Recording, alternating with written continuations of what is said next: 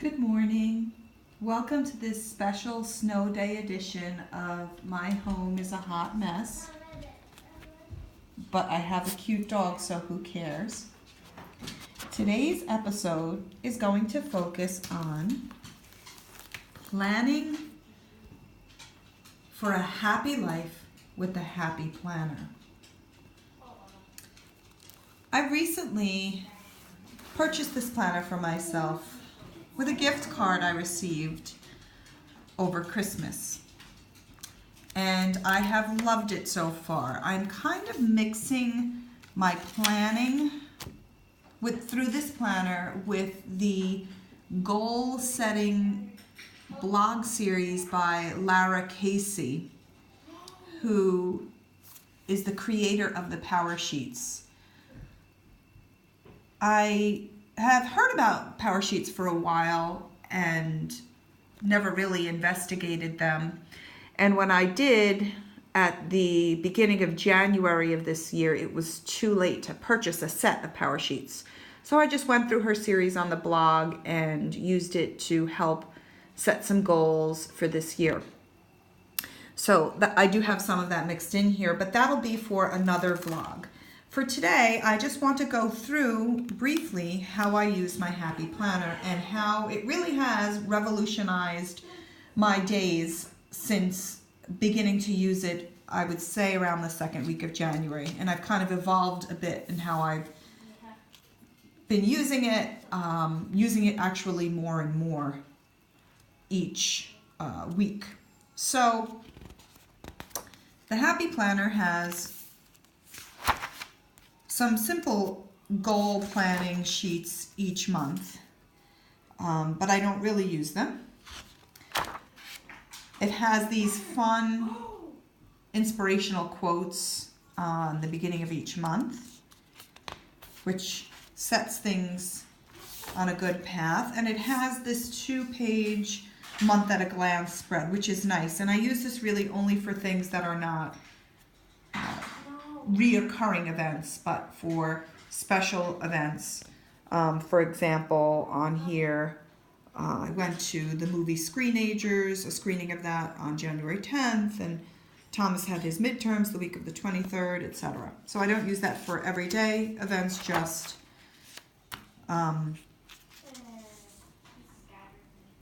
special events.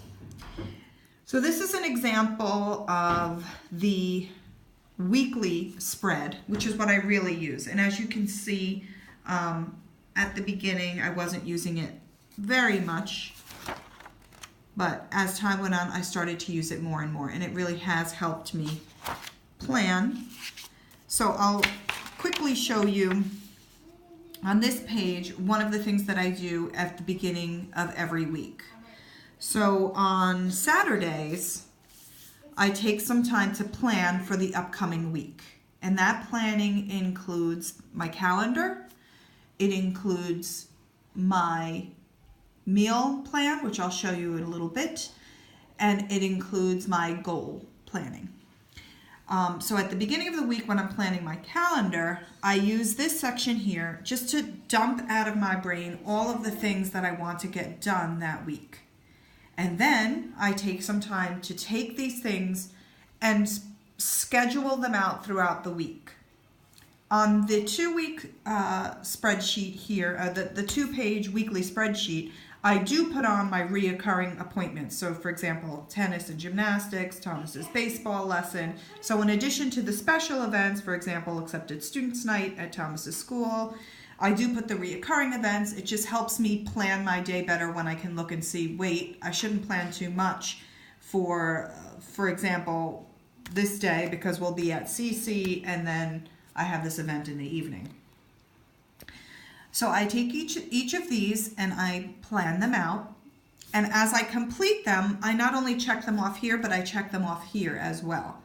That way, certain things, for example, might not get completed. Like, for example, here, I didn't get to any of these. So I use this little arrow to remind me when I'm planning for the next week, I'll look back and I should copy those here so that they can get done. And I also use, you can see a little remnant of it here, a little circle when it's in process. So for example, I needed to call Ariana's school about the bus for next year. And I put the phone call in, I left the voicemail. So I put a little circle, a little dot in there so that I can remember that I did actually do something about it, but I'm waiting to hear back. It doesn't get checked off until it's done. I'm going to fast forward a little. These are some little folders that I've been using. So any papers from January that I need to keep, things that are happening at school or mail that I might need to refer to, goes in here. And when the month is over, I transfer it into the February folder. Okay. So let's see. Do I want to tell you about this now? I'll just briefly mention it. This here in the notes section of the month, I'm going to do this from now on, but because I hadn't started this yet in January, it's not on my January month at a glance spread. I'm going to write out my goals for the month, for the year, at the beginning of every month, so that I can remind myself what my priorities are for that month. Now, one thing I started doing this month, which has not been perfected, is I'm adding some goal stuff down here at the end, bottom of every day on the 2-page weekly spread. So I'll get more into that later. But this is a good example of a planning week for my calendar. So I have started to write down almost everything that I do. So up at the top here, I might put a little note for myself. It's not something that I'm doing, but something I want to remember. So Ariana's school went on a field trip that morning, and I just wanted to know where she was. So I had that on there for me. So now I have started to put times for things that I want to get done. So this would be the morning, the afternoon, and the evening block. And so, for example, on Monday, January 30th, quiet time, laundry, goals, and financial aid for Ariana's school. So as I do these things, I check them off. And I'm trying to do laundry 3 times a week for sure, Monday, Tuesday, Wednesday. Thursdays we're at CC. And I'm trying not to have to do it on Fridays, but I do a load probably on Saturdays. So again, I write down what I want to do that morning, what I want to do that afternoon, and what I want to do that evening. And I do this pretty much day to day, or maybe a couple of days at a time. I don't plan out to the minute of every single day on my weekly planning. My weekly planning on Saturdays is really more what appointments are coming up, what do I need to talk to Tom about, what can he cover, what can I cover, etc. So that's my Saturday weekly planning. But my day-to-day planning pretty much happens every day, just a few minutes a day. Then in the afternoon of that Monday, I put something in the crock pot. I ironed whatever laundry needed to be ironed. I worked on some things for Thomas's upcoming Italy trip. And then in the evening, we had our regularly scheduled tennis and gymnastics. So that's how I use that on a daily basis. And again, some things, take more than one day. So I worked on the financial aid packet here, but I also worked on it here. And it did get completed that week, so it's checked off here. As you can see, Screenagers just keeps getting moved on and on. It's not a top priority. It's something I do eventually want to get to, so I don't want to forget about it.